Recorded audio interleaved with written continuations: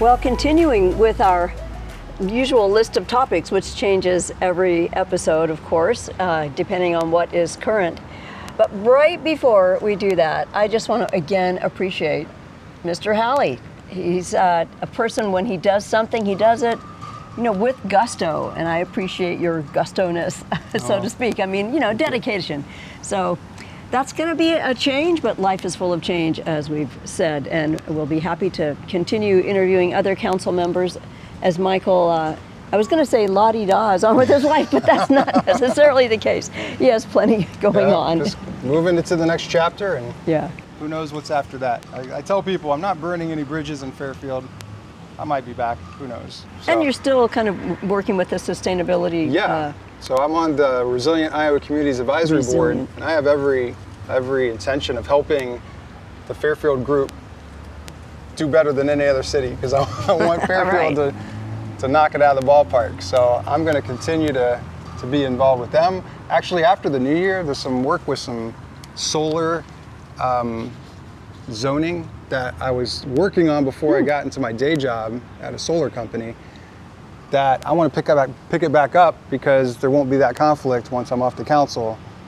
And cool. It's Soul Smart designation. We got bronze, which is the simplest one, but I think we can get to silver.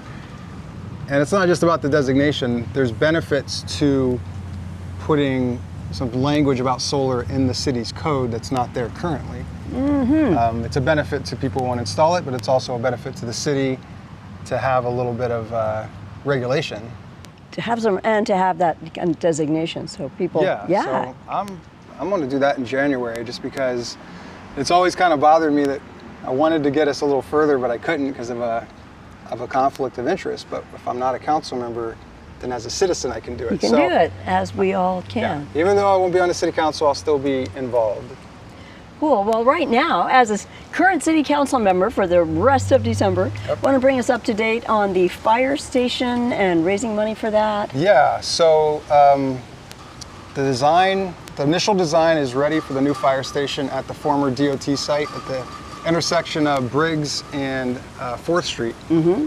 And it involves taking both the existing buildings down and putting in quite a bit larger than our current fire station building that's got bay doors. Some that go off, the larger vehicles will go onto 4th Street, and bay doors that also go onto Briggs, and safe sleeping quarters that are actually code compliant, unlike what we have now. And that access the fire trucks, Yep. which, also. I think one training tower, maybe two. There's space in there for the emergency management coordinator, who's not a city employee, but it makes sense to have that person housed here. So there'll be kind of a 2080 where they'll pay for their space. But it's a decent sized price tag. It's about $6 million is what they're estimating right now it'll cost to construct this. Mm-hmm. So what the city's trying to do is add it to our debt levy. Our debt levy is a certain dollar amount per $100 of taxable valuation. And for years we've been trying to maintain it where it is, not raise it, but keep it where it is. And as old debt is paid off, then we take on new debt for projects that are important to the city. And so as long as the city balances that, then new projects can be done that won't raise property taxes. However, it's a big enough borrow that it's beyond what the city council would just do on their own. Okay. And we make a lot of decisions without consulting the constituents, but because this is a big bond referendum, it'll be a vote on March 1st, 2022. So citizens will decide whether or not we borrow this amount, and the specifics will be hammered out between now and then, and the official bond language will be publicized ahead of time. But it's a question to the voters. Do we want to build this new fire station and use this funding mechanism? Some of the American Rescue Plan funds could be used potentially for this because it involves public safety. So we'll see if that's an option, but the referendum's going to happen. One way or another, if the dollar amount changes between now and March 1st, it's still going to be a public vote. So as always, educate yourself. Voters have certain responsibility to be educated when they make a decision, and also the responsibility of showing up and voting. So if the decision goes the way they didn't want, but if they didn't vote, it's kind of on them, Right. You got to show up. So that's happening. The design and the budget and all that will be shared publicly between now and March, but just wanted to put that on the radar screen, and then you can continue talking about it with whoever, Elizabeth or whoever in 2022. Sure, we have a couple months, but it's good to get that in our brains now, because the time will march on and March 1st will come. Well, time is marching on too in terms of progress on an electric charging station, eh? Yeah, the electric vehicle charging station. It's taken longer than it was supposed to. Fortunately, the grant administrator gave us a 2-month extension. Yay. It was supposed to be completely wrapped up by the end of the calendar year, and there's been some delays with the contractor. I know city staff were pretty unhappy with the situation. It's installed, but it's not activated, and some of the protective bollards aren't in as of today, December 15th. So luckily we got a 2-month extension into, through February if we need it. Again, I've been kind of administrating the grant on behalf of the city, but after the 27th, I won't be a city official anymore. So rest assured, I will do the work and hand it to the city staff to send in. I'm not a person who starts a project and abandons it, so I'll see it through one way or another, but it's very close to being done. Oh, good. What we did at Monday's council meeting was we passed an ordinance, and we went in, and instead of doing one reading and a second reading the next meeting and a third, we're allowed to do this sometimes where we suspend the rules and pass it in one go. And the reason is, one, it's very non-controversial. What we were doing was setting the fee. Mm-hmm. So just to make this clear to the public, we aren't paying for people's electricity.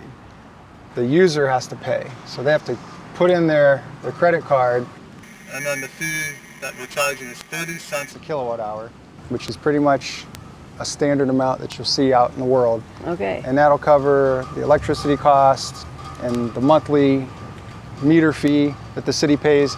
So the idea is just to cover the cost of having this with the people using it. We're not trying to make money. We're just trying not to subsidize people.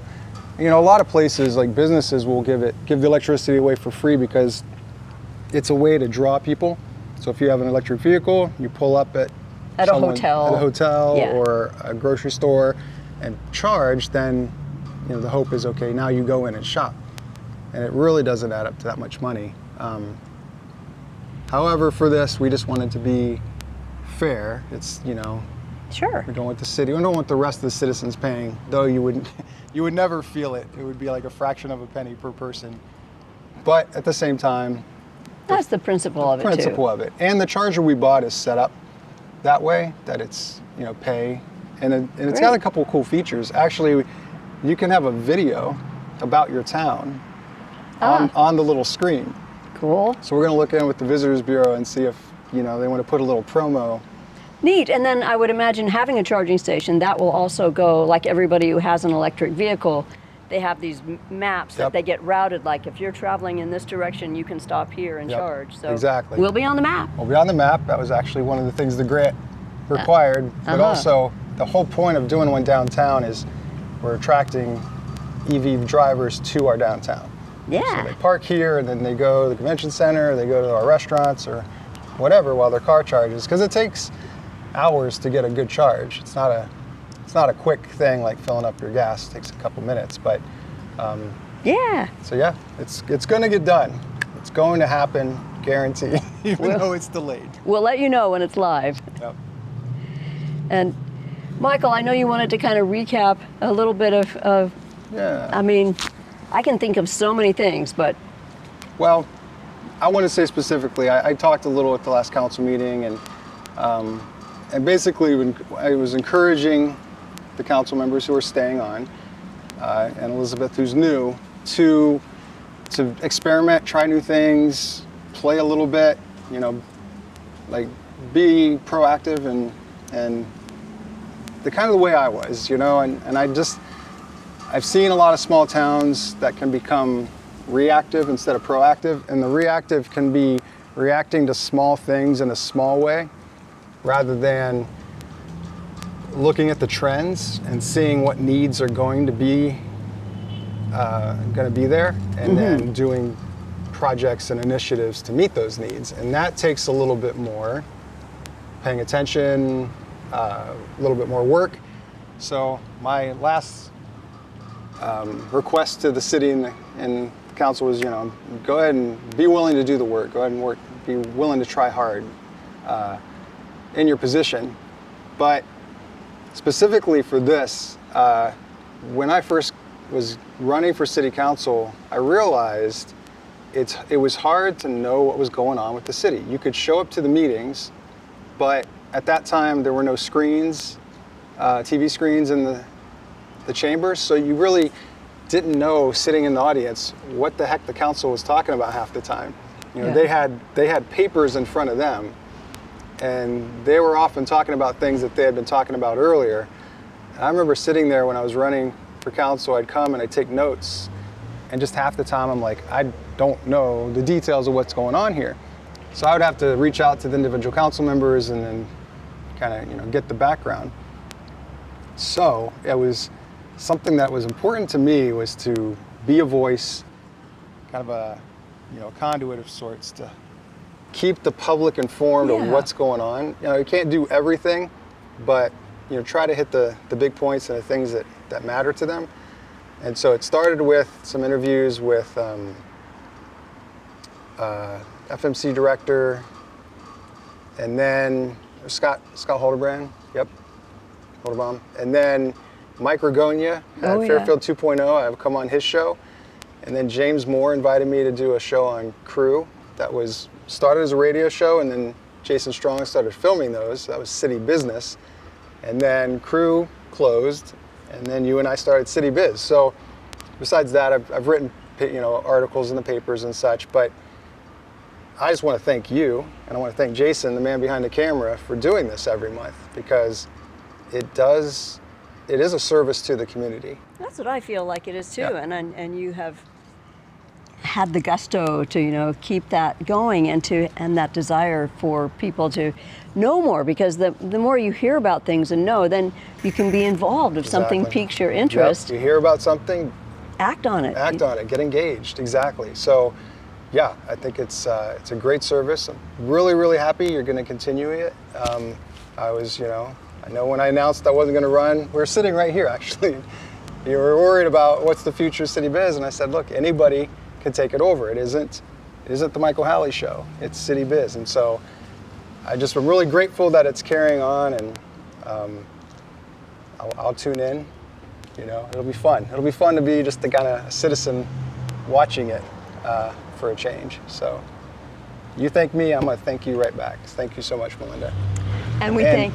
Yeah, go ahead. And Jason. And that was going to point out the invisible man. Yeah, the man behind the camera, the man who gets us all mic'd up and tells us when our time's running out, which I think it is right now. Yeah, So. yeah, and edits this all together and puts it up. Yeah. Thanks. I just can't thank you, enough.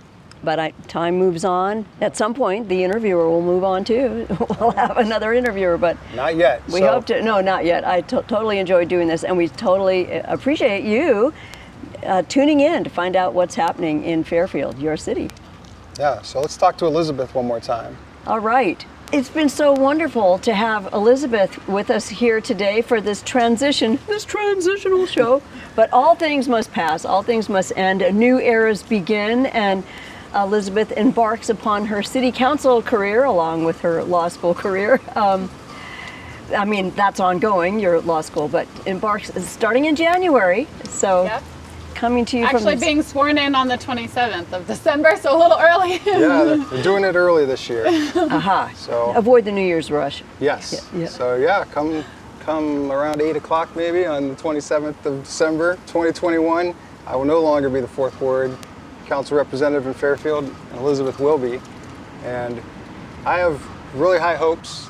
Elizabeth has what I consider like a great combination of openness, wanting to hear from people, knowledge of law, which is going to help a lot in city government, because a lot of what we do is dealing with laws, and like an approachability and an earnestness that will carry you through.